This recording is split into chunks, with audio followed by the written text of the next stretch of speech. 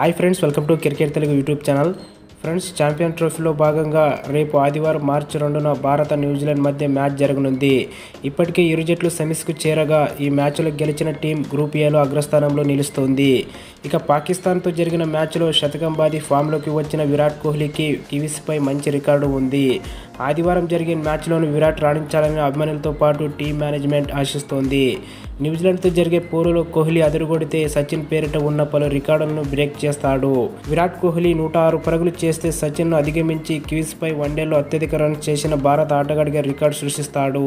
ప్రస్తుతం సచిన్ తెండూల్కర్ 1750 ఈ జాబితాలో అగ్రస్థానంలో ఉన్నాడు.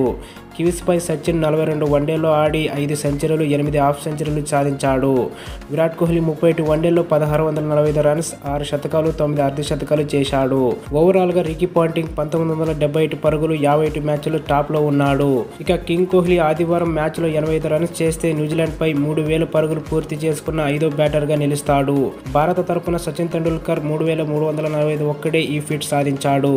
Ricky Ponting 3145, Jacques Kallis 3071, Joe Root 3068 తర్వాతి స్థానంలో ఉన్నారు. ఇక న్యూజిలాండ్పై ఇప్పటి వరకు అన్ని ఫార్మాట్లో కలిపి 55 మ్యాచ్లు ఆడి 47.1 సగటుతో 2915 రన్స్ చేశాడు. ఇందులో 9 సెంచరీలు, 15 అర్ధ సెంచరీలు ఉన్నాయి. కివీస్పై కోహ్లీ చివరి వన్డే 2023 ప్రపంచ కప్లో ఆడాడు. ఆ సెమీఫైనల్ మ్యాచ్లో 117 పరుగులు చేశాడు. లీగ్ దశలో ఇదే జట్టుపై కోహ్లీ 95 త్రుటిలో శతకం చేజార్చుకున్నాడు. ఓకే ఫ్రెండ్స్, ఈ వీడియోకి తప్పకుండా లైక్ చేయండి. మరిన్ని వీడియోస్ కోసం ఛానల్ని సబ్స్క్రైబ్ చేయండి. Thank you for watching.